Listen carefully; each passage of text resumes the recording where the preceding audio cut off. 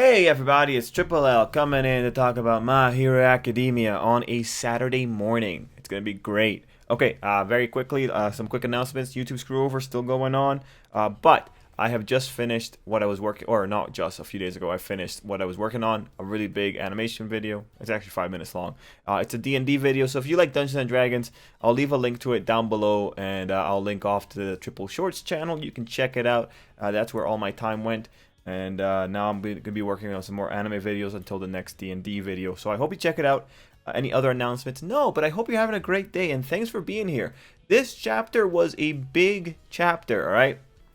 There's a lot of narratives going on. When you look at the chapter, there's a lot of things. Like I said, there's Endeavor and his resolution with his family, or at least the progression with the Natsuo relationship. There was the ending. He's down for the count. There was him also working as a plot device for Endeavor's sake. There was progress on Bakugo's narrative, and then we also had that final wrap up with Ray. There was a lot of things going on in there. So this is probably going to be another long video, as you know. So my highlights for the chapter before we get into the broad strokes talk. You know, I feel for this chapter, Bakugo was on fire. He was amazing in the chapter.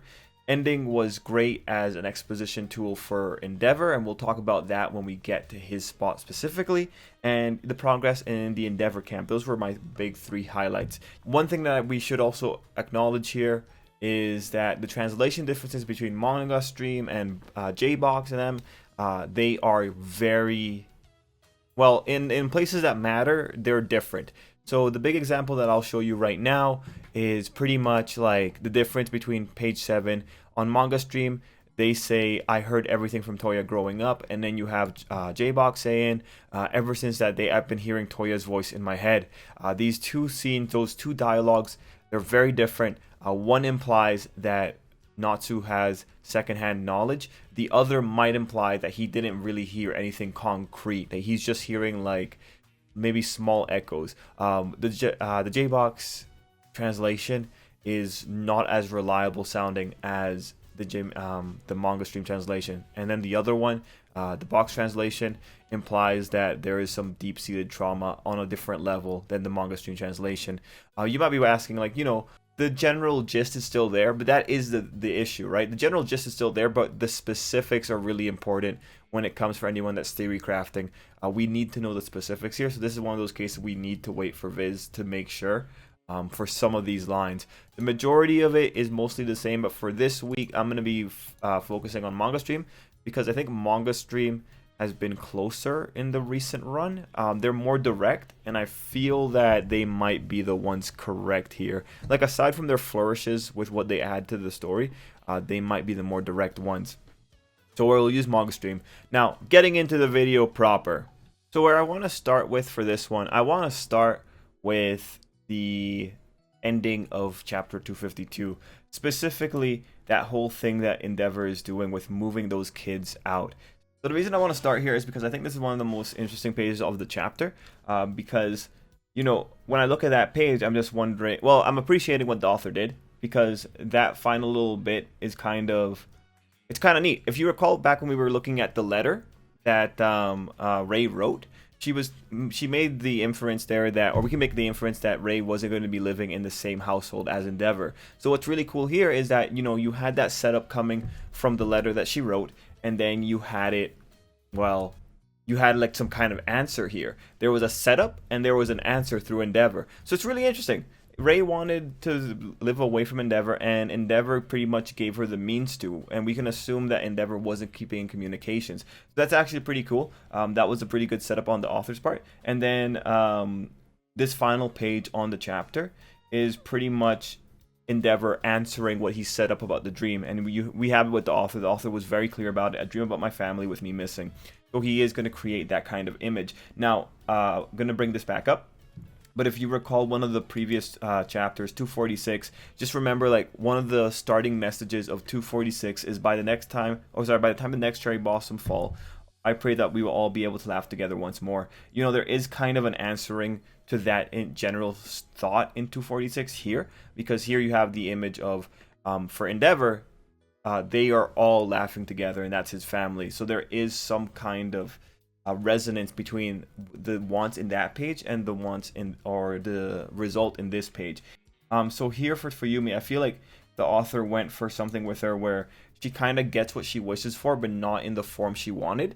I do like that idea. I think that's really cool. I think that's also a nice way to end off Fuyumi's involvement here.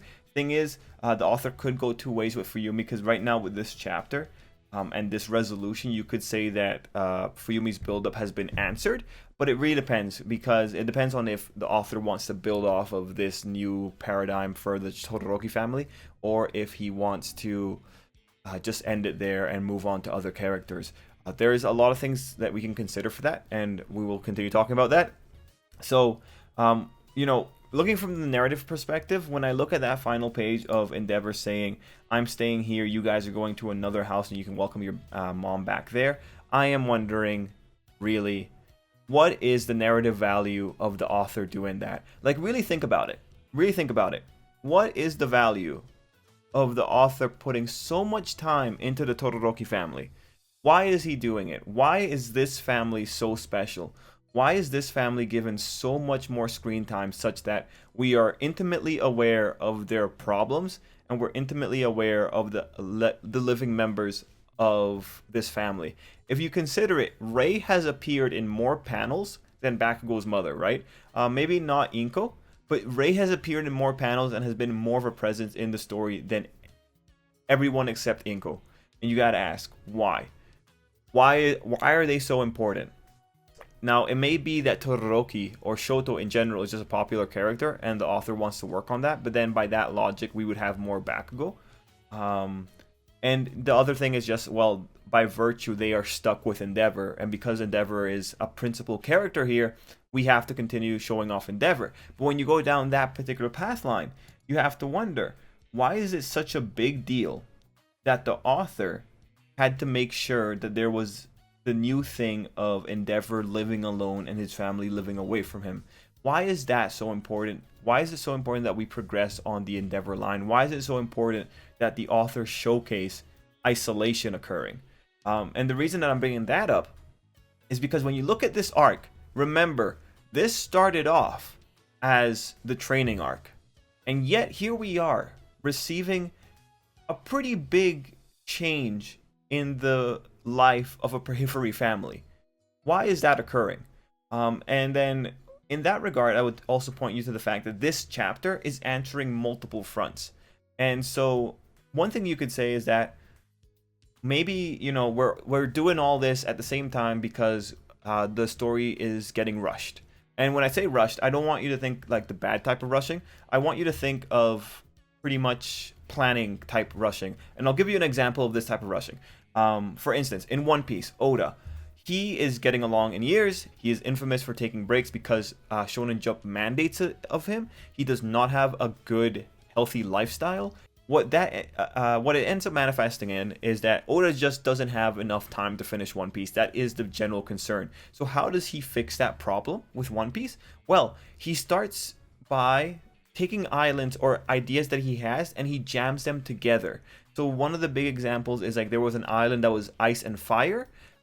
As we found out in interviews, he took the ideas for those islands and he smashed them together and made them one island. So that way he could cover the ideas that he had and get it done. He did the similar thing when they were in an island called Dressrosa. There was a bit of it called Greenbit. Those were two initially separate islands, but he combined them so that he could progress through the story faster. And when you look at the story of One Piece, it is increasing in speed ever since the time skip. So that's an example of the planning type rushing, where they're trying to bring ideas together so that they have to cover, or so they have to spend less time on it in general. And when you look at this chapter, you can see it there. There's multiple narratives crammed in there. And thankfully, because of that, we are able to go through those narratives quickly. So that's the question. Is the author of Hero Academia incentivized to be going through the chapters this quickly? My initial gut instinct is that, maybe he's just really busy with the anime and the movie. We know that that's been a new challenge for him. We know that the chapters have been getting shorter because of that new workload. Maybe he is trying to rush things in terms of the planning stage just because he wants to take less time on it. But really from the financial aspect, I don't really see why he would take that kind of time. It's also possible that this planning type of a rush or a cramming in is occurring because maybe he feels that the Endeavor stuff doesn't do as well in the popularity rankings, so he wants to get this sorted and moving on. But then again, this was an arc that featured Izuku, Bakugo, and Todoroki very prominently. So I don't, when I look at it in my head, I don't feel like he is incentivized to rush.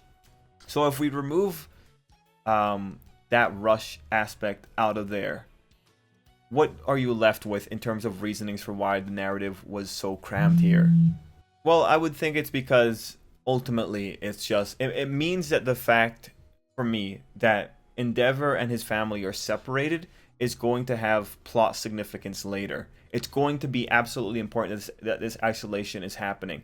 And now when we open up that door and you consider Fuyumi and you bring her back into the fold here, and you look at the build-up that the author has had with Fuyumi since this arc started, and you start wondering, okay, what can happen when you isolate Endeavor from his family? Well, if you're thinking about Dabi, automatically that should just flare up in your mind. We just had an issue where Endeavor's kid was targeted here, right? This really just sets up things if Dabi wants to target either Endeavor or his family. If we're going that tragic route, Dabi could target Endeavor's family if they're isolated.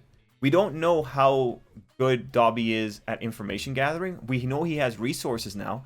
It could happen.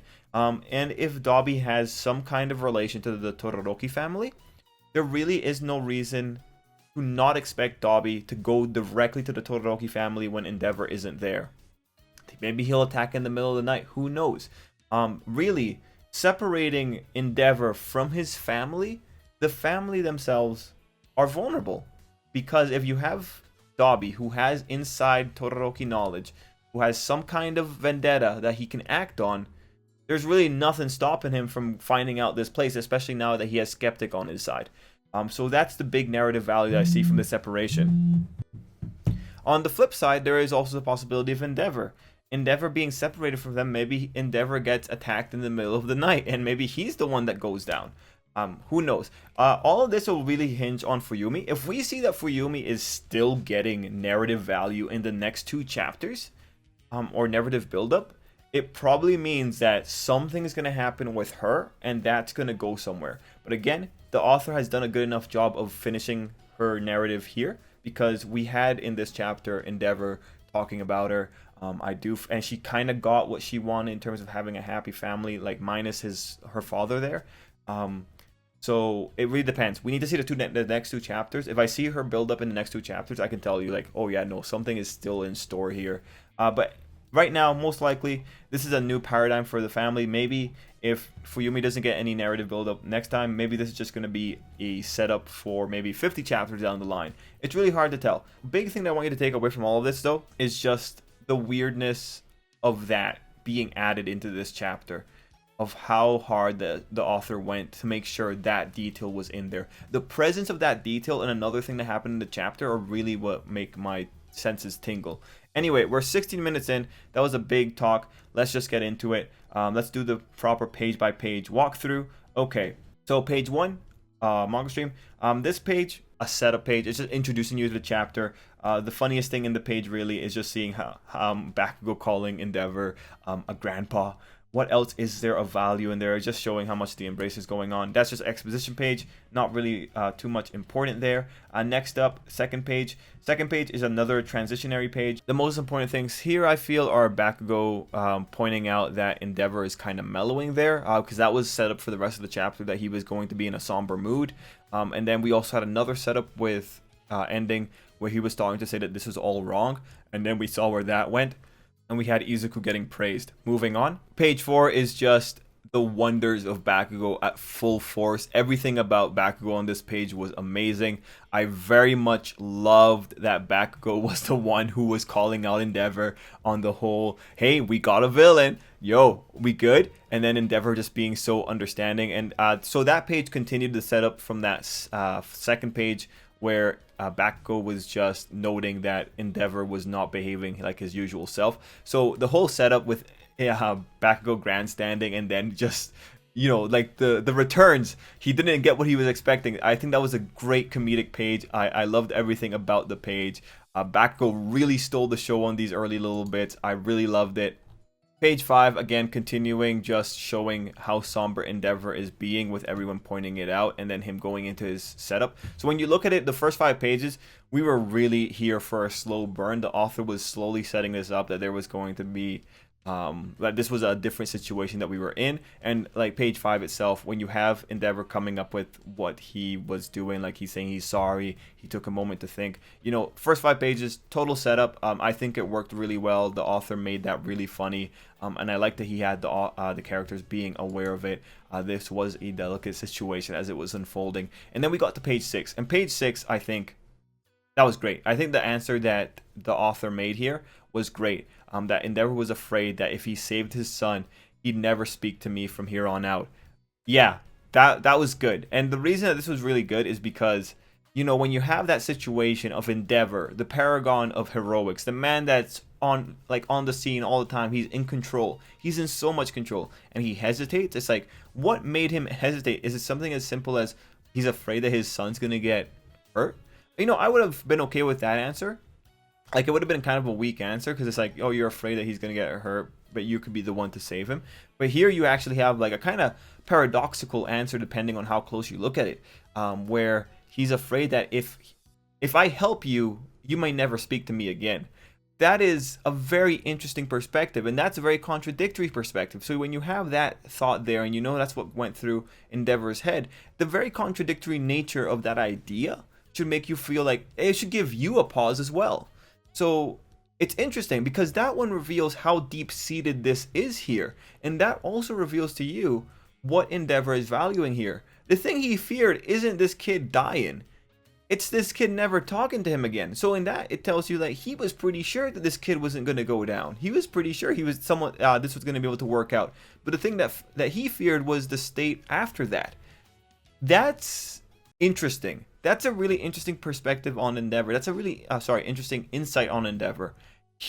That he was so sure of himself on one hand, that he was afraid of the result from him being so effective.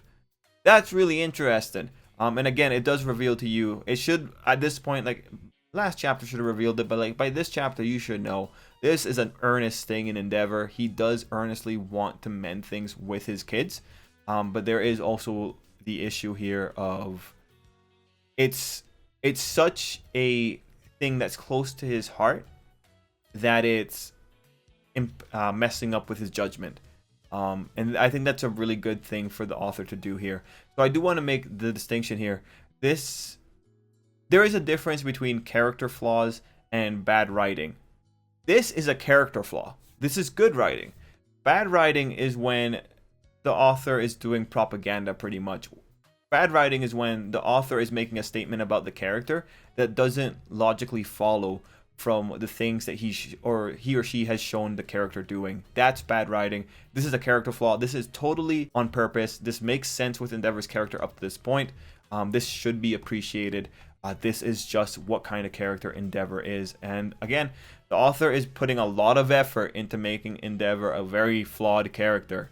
Now, page 6, we continue going on, where Endeavor is just giving us more exposition. He's just pointing out that he was negligent, and then he brings Toya into it. And this is from Manga Stream, but it's, I guess, still important. It's as if I'm the one who killed him. So, that just kind of builds up the Toya mystery. We have a lot of things set up for this already. We know that Endeavor has some kind of fixation on the idea that his family is going to get burned by the flames, like the flames are too hot. You even had Natsuo previously mentioning it's too hot.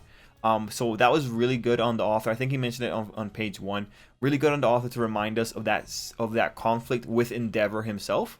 So we have the negligence, we have the whole too hot issue, and then we have Endeavor saying it's as if I killed Toya. So that would just tell you, like, from first glance, it tell you Toya died because of an oversight on Endeavor's part. That kind of thing. And then we move into page 7, which is the really strong Natsuo page. So, I really thought that all this stuff we were getting with Natsuo, I really thought we were going to get it last chapter. But no, the author just changed up the order. But this stuff that we were getting with Natsuo is pretty much what I was expecting that we were going to get at some point here. And I have a funny little story here to tell you guys as well as about this. But yes, It's just Natsuo exposition, just mentioning that he knows the things that went on in the past, that he heard it from Toya. Very interesting. And then we have Natsuo. I think the author did a really good job with showing Natsuo crying as he's pointing out that he is not that forgiving like Shoto. I think that was really interesting. Like with him crying there, you can kind of tell like this is a really complex situation. I feel that there are some inner drives within Natsuo that do want to push him, and Endeavor does go, and he alludes to some of them in the next page. But I think this was really nicely done. I like the tragedy here, but again, when you're seeing this unfolding and everyone else just watching, this is really one of those cases where you're asking like, why is this so important? And it's because the Toya's backstory must be really, really important. That's why we're getting so much exposition on this problem. That's why we're getting so much effort being put in to these people's conflicts. Look, man, the author is hyping it up. I am really, really interested. If you want to look at the difference in hype for this flashback that's going to occur with Toya, or this backstory, you look back to Kirishima's flashback back in in the internship. That just came out of nowhere. That just gave us the quick little backstory. But this thing has so much mileage being put into it. This thing is going to be like a giant explosion of information. It's going to probably come in with a lot of like sadness too. It's going to be a great flashback. There is definitely a difference in care when it comes to the characters that are experiencing backstories or flashbacks. I'm interested. I'm very interested. So one thing I did want to mention as the story is that over a live stream, someone had mentioned that they don't want Natsuo to just forgive Endeavor from the get-go. If you're watching, hey, but here we have what was probably going to be, what was going to be the most probable thing is that here you have a situation where Natsuo is pretty much opening the doors to be able to interact with his father. He doesn't have to forgive his father, but there are opening the doors for interactions here.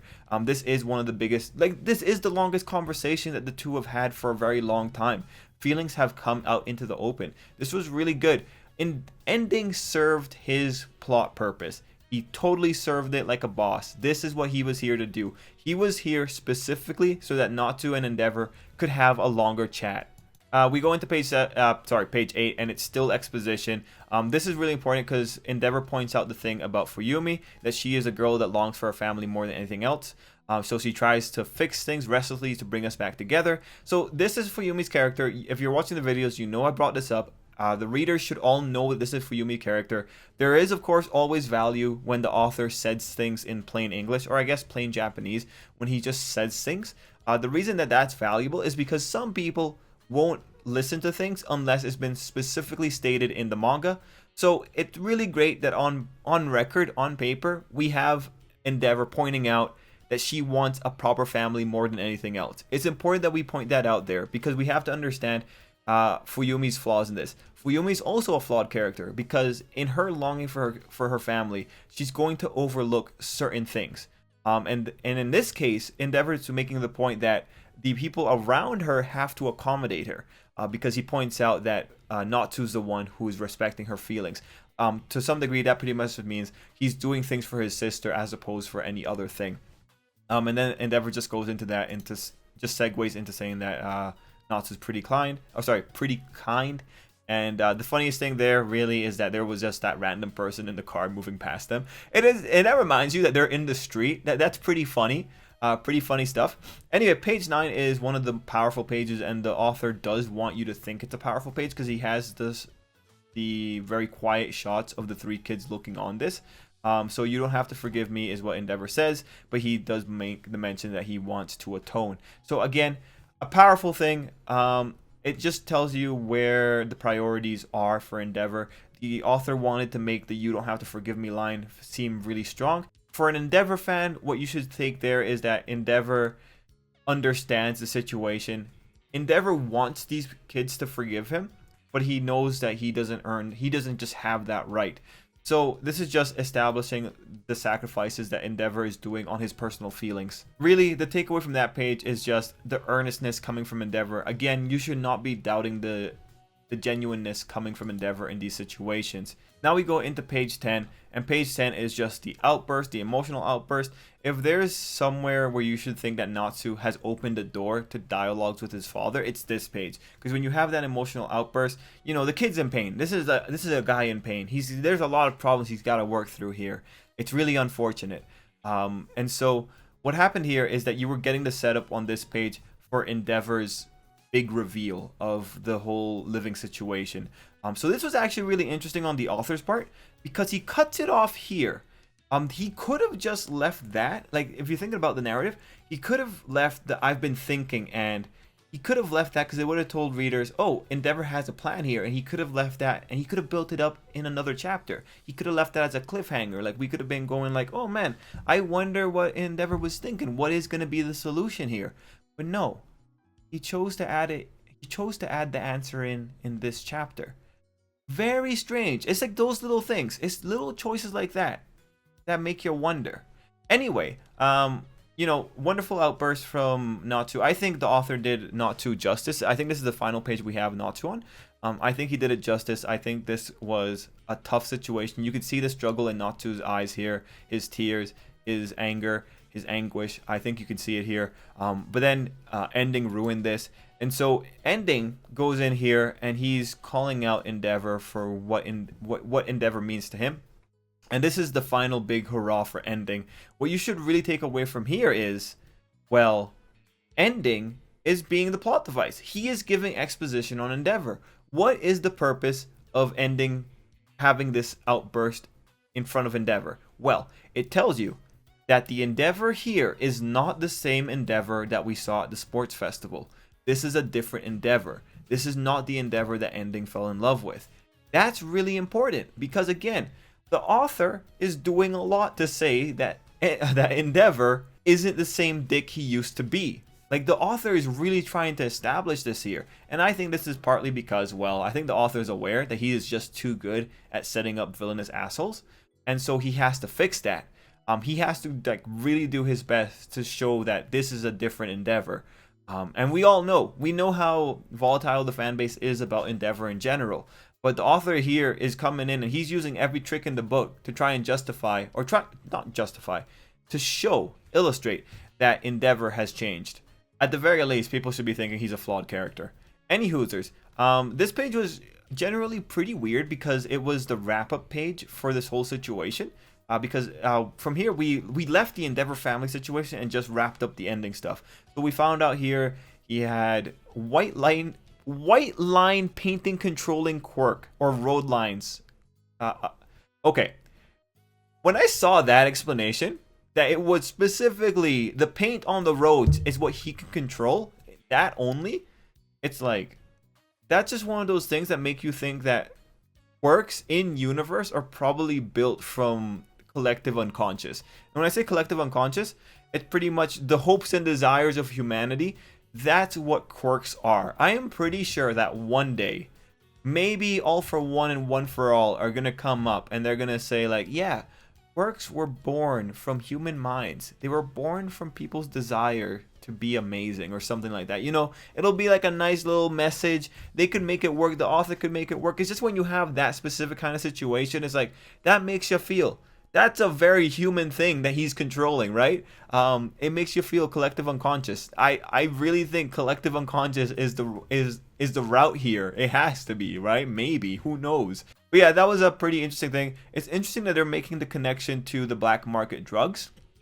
I guess these things are always going to be in the background, and like honestly, the whole quirk drugs, I think that's a really interesting plot line. I think there's a lot of implications within that. Anyway, the author does one more weird thing here, in that the driver points out that Endeavor is having people coming after him, and he points out the darkness in society, and then Endeavor recalls the first guy in the arc.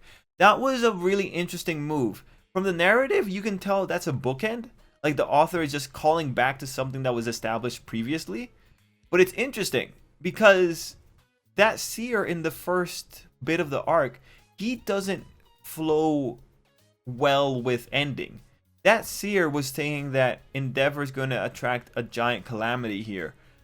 But I don't know if that's just going to be Endeavor attracting the giant calamity. Really, if you assume that the calamity is Shigaraki, you know, Shigaraki's got different things in his head, in his sights. He's going to go for different people. So that's really interesting that that's the point that was being made there. Interesting. I don't think that's from right now, from the way I'm looking at it, I don't think that's the most natural connection. Like, it's a connection in terms of like, oh yeah, there's people coming after Endeavor in general, but the narrative with the Seer in particular, I don't think that jives with endings in general. They're both too personalized, I think. Anyway, page 12 is where we have the Bakugo follow-up, with the biggest thing finding out that Bakugo does have a name that he has thought up, and then he points out that there's someone else he's got to tell it to first. At that, I am going to remind you of page 10 on chapter 242. That's where Best Jeanist was talking to Bakugo about his name. So the big thing here is that when you see Bakugo setting that up, it's pretty much that's a narrative buildup. Now we know if Best Jeanist is dead, well, we're going into a line of there's a tragedy here waiting for Bakugo. Because in Bakugo saying that there is someone that he wants to tell first, this should confirm to you from when we saw it back during Hawks' time with Bakugo when he met him. That should confirm to you that Bakugo is invested in Best Jeanist. And so when I saw that, that kind of makes me think Best Jeanist might be dead, because now the tragic value is even stronger in Bakugo. That this is such a big deal that he's telling people he has a name, but he ain't telling anyone until he tells Best Jeanist. That's a big deal. And now just to also talk back to Best Jeanist, he mentioned that a name is a wish. It is what you want to be and what you ought to be. So when I hear that, I really think, oh, what could Bakugo's hero name be? Well, I'm thinking Victory, maybe. That could be one. Or Hero. Maybe he wants to be called Victory or Hero. The hero. Who knows? I think Bakugo knows. I think Bakugo wants to be something that All Might embodies. So Victory or Hero, I think, would be good. But we'll have to see how the author wants to spin it. Still, that was a really powerful page for Bakugo, because again, it's good to know that the kid cares. Now, page 13 is again one of those pages that makes you raise your eyebrows, and it's all because of that narration that happens at the top. Specifically, that Izuku says, "I heard about what happened after that from Todoroki the next day." See, when the author makes that extra effort to tell us that story, when he makes the extra effort to tell us how Izuku found out this information, it just goes to tell you that's important. It's important. It's absolutely important that the author is breaking sequence to make sure that this one story is told. Anyway, we already talked about the final page, but Endeavor goes in on page 13 saying that he wants a place. He knows that Fuyumi is trying to make Rei comfortable when she comes back. And then we have that final little bit about dream about my family with me missing. If I really care about them, blah, blah, blah. I'm going to separate myself from them, and they're going to have a happy life, and there's going to be in a convenient location. Yeah, all that good stuff. That's cool. We already talked about that at the beginning. I really enjoy that. What else can I say about this? It's a bookend. It all started with Endeavor talking about that dream, and it ends on the dream. It's a bookend.